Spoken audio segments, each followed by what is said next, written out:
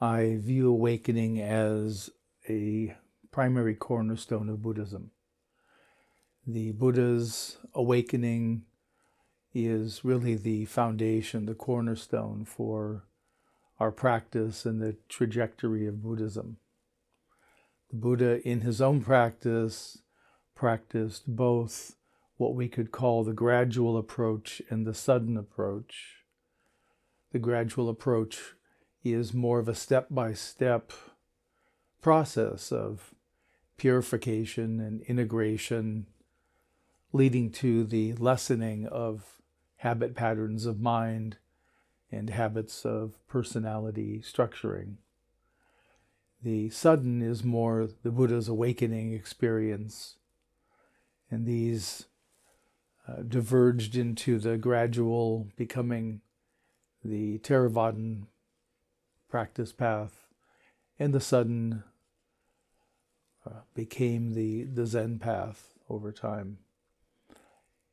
And in the course of Buddhism, there's been debates about which is better, whether it's better to gradually ripen until the fruit falls off the tree, or if there's some benefit to giving attention to the process to accelerate the sudden realization of Kensho or awakening. And so there are proponents for each approach. Some people are very committed to one particular path or one style over another. In my opinion, both are equally valuable and have their place in our practice life. I think that those who have the good karma to where an awakening happens, there's still great benefit in pursuing a gradual path of purification of mind. And for those awaiting the serendipitous event of awakening, it's best to practice a gradual path of purification. So in my teaching, it's a combination of both. We're doing gradual practices while opening to the potential or possibility of sudden awakening. Yeah, and so the whole purification process is an important process. Part of what's the samatha portion of Vipassana, traditional Theravada, is called purification of mind or samatha. And the purification of mind is both a recognition of the allegiance we have to our habits of mind and to the pieces of psychology that we hold as a me. There's these behaviors in history and attitudes and likes and dislikes, and we sort of rustle those together into a pile that we call me. But as we start teasing apart each of these patterns and habits of mind and start investigating them in a wholesome way, we can see what's true and what's false. And so there's a constant refinement, a purification that's happening along the way. So to me, the gradual path is one that's perfectly appropriate to everyone. Whether someone has had an awakening, a Kensho, to me, they still practice the gradual path. There's still a ripening that needs to happen. The Kensho isn't an endpoint. It's just a continuation, maybe an acceleration on the path, we might say, but not in a hierarchical way. None of this is hierarchical. It's all happening in this moment. It's all here right now. And so for me, with an awakening experience, there needs to be a deep experience of what I call absence of self, what traditionally is called anatta in Theravada Buddhism in Pali, which means no self, not self, something like that. There needs to also be the recognition of the qualities of the Absolute in our consciousness, and the recognition, this is truly what I am. I mean, the more precise experience is, this is what I am, Rather than I'm this, it's this is me. And then there's a third quality or a component, which is a love component, a unity component, the undivided oneness. All is love. Everything is the same fabric of oneness. The other is no different than me. There's a sameness. And the primary portal for awakening, that path, is a not to know self. So the samatha practices, the traditional practices that the Buddha learned from yogic teachers and then organized into Theravada Buddhism, deconstruct the sense of self. It just, piece by piece, we're unplugging from all these different ways that we see ourselves, the solidity of the me. One of the ways I'm teaching in the program I'm running, the Soothing the Longing Heart, we started first with the recollection of the Buddha day long. So understanding the Buddha and having some contact with those qualities. And then we began moving into what's called the 4-element practice. The 4 elements are earth, water, fire, and wind. And essentially, all materiality is constructed of the 4 elements.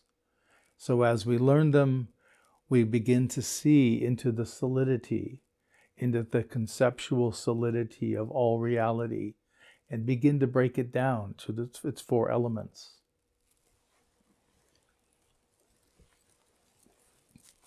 I mentioned before that in my own practice with the 4 elements, I found that I had an expectation that I was going to find a little black box with gold letters that said me on it. When I moved all the 4 elements out of the way, I thought, there I'd be. And of course, there was no box. There was no me.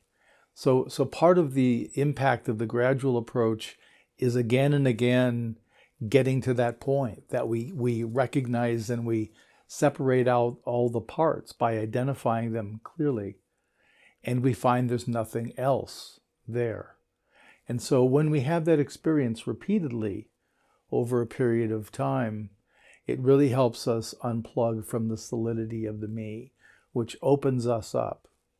Part of what that does is also puts us in touch with recognizing the world and us are conditioned. We're here for a specific period of time. Of course, we don't know the period of time, but there's a birth, a decay, and death in our conditioned existence. But what we're orienting to is what's unconditioned, what doesn't have a birth. It never decays and never dies.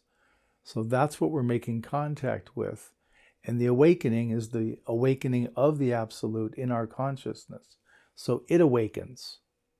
We say we awaken, but it's not actually accurate. The Absolute awakens in our consciousness that becomes part of our consciousness.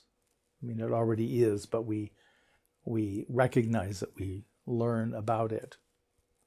Within presenting the gradual approach of the Theravada practices, it can be taught in 2 different ways. It can be taught in a detailed way, and it can be taught in a brief way. The big difference between the 2 is the brief is going to be more rooted in conceptual understanding. One can make meditative contact with the practice, but it's done fairly consistently on a conceptual level, understanding the concepts of the practice. While the detailed practice, by nature, one penetrates beneath the concept and makes direct contact with the felt sense of the practice. That's outside our concept, which is also going to be outside our sense of self, because that's conceptually supported as well. So when I worked with Paul Sayadaw, there was, at that retreat, both Tina Rasmussen and I completed the samatha practices with the Sayadaw, being the first Americans to do so. At that time, there were a couple of, one Canadian and I believe 2 European men who had done the path as Westerners, and that was it. There weren't others, so it was considered a very rare occurrence. But the Sayadaw, because of our capacity, he told us, he had us learn the detailed practice, which means each of the practices we did to the level below concept and also to the level of absorption when that was available, or jhana when that was available in the meditation. And so to me, that's an important in my teaching, which is to communicate, to teach the detailed method, to help you all develop the skill set to sit beneath the conceptual knowledge, the conceptual understanding of the practice, to get down to the non-conceptual. The non-conceptual knowing is another way of saying the pure awareness of the Absolute. It's a direct knowing through being with it rather than thinking about it or conceptualizing.